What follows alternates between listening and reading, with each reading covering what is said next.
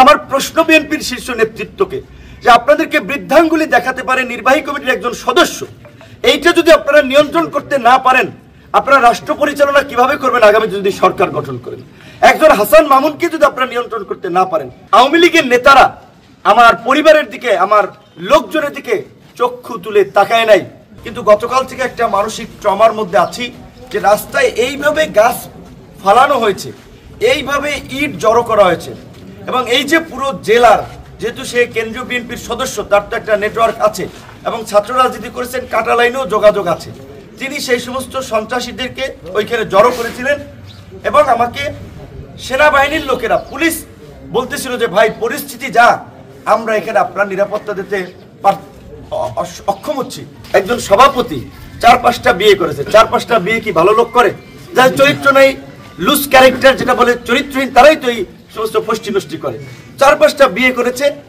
তো সে বিএনপির সভাপতি হাসান মামুনকে পয়সা দিয়ে তিনি হয়েছেন। বিএনপির ত্যাগী নেতারা তো অনেকেই গলাচিপা 10 মিনিট কমিটি থেকে বঞ্চিত হয়েছে। আপনারা জানেন, শাহজাহান খানের সাথে যারা রাজনীতি করেছে, যারা বিএনপি জন্ম দিয়েছেন এই এলাকায়, তারা কিন্তু অনেকেই কমিটিতে পদ পায়। গতকালকে আমরা যখন এই হাসান মামুনের সমর্থক এবং বিশেষ করে তিনি পুরো উপজেলা থেকে, পটুয়াখালী জেলা থেকে, বরিশাল থেকে প্রশিক্ষিত সন্ত্রাসীদের এনেছিলেন, তাদের প্রত্যেকের হাতে রামদাও ছিল, চাপাতি ছিল, হকি স্টিক ছিল, বস্তা ভর্তি ইটের খোয়া নিয়ে গিয়েছেন। রাস্তায় আপনারা দেখেছেন সেনাবাহিনী কিংবা পুলিশ যখন আপনার আমাদেরকে সহযোগিতা করছে আসার পথের মাঝে মাঝেই গাছ ফালানো। এবং আমাদের জেলার সেক্রেটারি যেটা বলেছে, আমি আসলে ঢাকা শহর আপনারা দেখেছেন রাজপথে সবসময় সোচ্চার ভূমিকা পালন করেছি, ফ্যাসিবাদের আমলেও বিন্দুমাত্র আপোষ করি নেই, কথা বলতে কার্পণ্য করি নেই। কিন্তু গতকাল থেকে একটা মানসিক ট্রমার মধ্যে আছি যে রাস্তায় এইভাবে গাছ ফালানো হয়েছে, এইভাবে ইট জড়ো করা হয়েছে, এবং এই যে পুরো জেলার, যেহেতু সে কেন্দ্রীয় বিএনপির সদস্য, তার তো একটা নেটওয়ার্ক আছে এবং ছাত্র রাজনীতি করেছেন, কাটা লাইনেও যোগাযোগ আছে। তিনি সেই সমস্ত সন্ত্রাসীদেরকে ওইখানে জড়ো করেছিলেন এবং আমাকে সেনাবাহিনীর লোকেরা, পুলিশ বলতেছিল যে ভাই পরিস্থিতি যা, আমরা এখানে আপনার নিরাপত্তা দিতে অক্ষম হচ্ছি, এই অবস্থায় আমরা পরিস্থিতি কন্ট্রোল করতে পারবো না। আমি বলেছি যে যা হয় হবে, মৃত্যু হলে হবে, কিন্তু আমরা আমাদের গন্তব্যস্থলে যাব। পরবর্তীতে তারা আমাকে বলছে তাহলে আপনি পটুয়াখালী যান, গলাচিপায় না যে। আমি বললাম আমার উপজেলা গলাচিপা, আমি গলাচিপায় যাবো না, কেন পটুয়াখালীতে যাবো? শেখ হাসিনার রক্তচক্ষুকে উপেক্ষা করি নেই। আজকে সামান্য বিএনপির এই 600-র অধিক কেন্দ্রীয় কমিটির নেতা, তার মধ্যে একজন নির্বাহী কমিটির সদস্য, যারও আপনার সুবিধাভোগী একজন ছাত্রনেতা জানেন, আজকে জনাব তারেক রহমানের মতো একজন জনপ্রিয় নেতা, সম্মানিত ব্যক্তি, এই যে কিছু কিছু ঘটনায় তাকে নিয়ে সমালোচনা করে, এই হাসান মামুনদের কারণেই সেই ঘটনাগুলো, এই যে হাওয়া ভবন টবন বলে, এগুলো হাসান মামুনদের মতো কিছু লোকজন জনাব তারেক রহমান ইমেজ ক্ষুণ্ণ করেছিল। 111-এর সময় আপনারা দেখছেন তার একটা সুবিধাবাদী ভূমিকা, একটা মিছিলও করে রাজপথে, এবং গত 16 বছরে তার ওয়াইফ সরকারি চাকরি করেছে, একদিন ওএসডিও হয় নাই। আমার ওয়াইফ প্রাইমারির চাকরি করে গর্ভবতী হয়েও তার ছুটি কাটাতে গিয়ে আপনার মেডিকেল বোর্ড গঠন করে যে সে গর্ভবতী কিনা সেটা সত্যতা নিশ্চিত করে। আর তার ওয়াইফ তো চাকরি করেছে নির্বিঘ্নে। বিএনপি নেতারা ঘরে থাকতে পারে নাই, বাড়িতে থাকতে পারে নাই, দেশে থাকতে পারে, আর তার ওয়াইফ ওই উপসচিব পদে সরকারি চাকরি করেছে।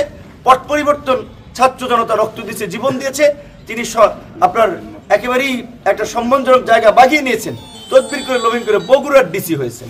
তো এই হচ্ছে হাসান মামুনের তো অবদান।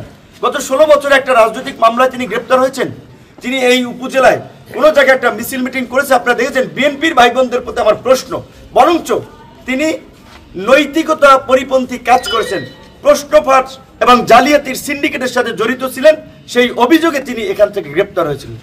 এই রকমের একজন নেতা, অসৎ নেতা এবং এই রকমের বিতর্কিত লোক, সে আজকে বিএনপির সাইনবোর্ড ব্যবহার করে, বিএনপির লোকজনকে উচ্ছৃঙ্খল করে আজকে আমাদের নেতা কর্মীদের উপরে বিভিন্ন জায়গায় হামলা চালিয়েছে। গতকালকে গণ অধিকার পরিষদের গলাচিপা 10 মিনিট প্রত্যেকটি ইউনিয়নের অফিস, এমনকি ওয়ার্ডের অফিসও ভাঙচুর করেছে। অসংখ্য নেতা কর্মী আহত হয়ে কেউ বরিশাল চিকিৎসা নিচ্ছে, কেউ পটুয়াখালী চিকিৎসা নিচ্ছে, কেউ গলাচিপা চিকিৎসা নিচ্ছে। ঘটনার সূত্রপাত কোথা থেকে আপনারা জানেন যে 11 তারিখ এই উপজেলা অডিটোরিয়ামে আপনারা সেদিন কভারেজ দিয়েছিলেন যে আমি একটা কথা বলেছিলাম যে চরবিশ্বাস একটা ইউনিয়ন, ইউনিয়নের একজন সভাপতি 4-5টা বিয়ে করেছে। 4-5টা বিয়ে কি ভালো লোক করে? যার চরিত্র নেই, লুজ ক্যারেক্টার যেটা বলে, চরিত্রহীন, তারাই তো এই সমস্ত ফষ্টি নষ্টি করে। 4-5টা বিয়ে করেছে।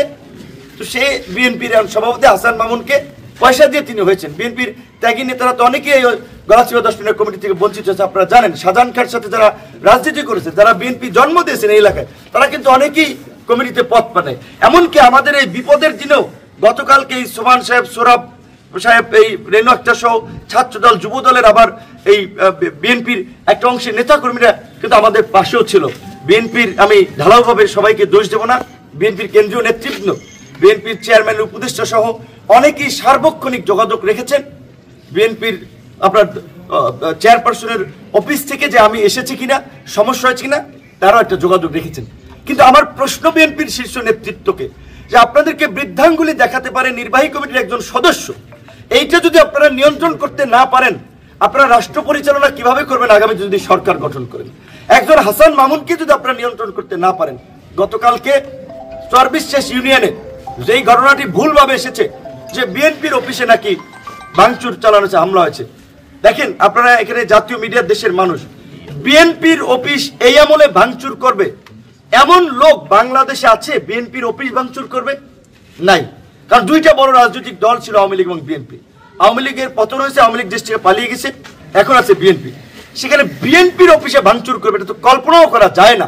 আমার নিজের গ্রাম, আমার ইউনিয়ন চরবিশ্বাস, আপনারা দেখেছেন, আপনারাই জানেন, আওয়ামী লীগের আমলেও এই আওয়ামী লীগের নেতারা আমার পরিবারের দিকে, আমার লোকজনের দিকে চক্ষু তুলে তাকায় নাই, একটা হুমকি দামকে হামলা করে নাই। সেখানে আমাদের কর্মী সভা চলছিল চরবিশ্বাস ইউনিয়নে, আমার প্রোগ্রাম চলছে বকুলবাড়িয়া, সেখানে আপনার এইখানে সে চরবিশ্বাসে আপনারা দেখেছেন যে আমাদের এই কর্মী সভা চলাকালীন সময় তারা স্লোগান দিচ্ছে, তারা আমাদের লোকজনকে গালিগালাজ করছে। সেখানে যেহেতু একই গ্রামের, একই ইউনিয়নের লোক, আমাদের দুজন দায়িত্বশীল নেতা, একজন আমার আপন ছোট ভাই, 2জন লোক এসেছিল, তাদেরকে অনুরোধ করেছে যে ওইখানে যেহেতু একটা প্রোগ্রাম চলে, অনেক লোক, আপনারা ওই প্রোগ্রাম শেষে প্রোগ্রামটা করেন, নাহলে একটা উচ্ছৃঙ্খল উত্তেজিত পরিস্থিতি তৈরি হবে।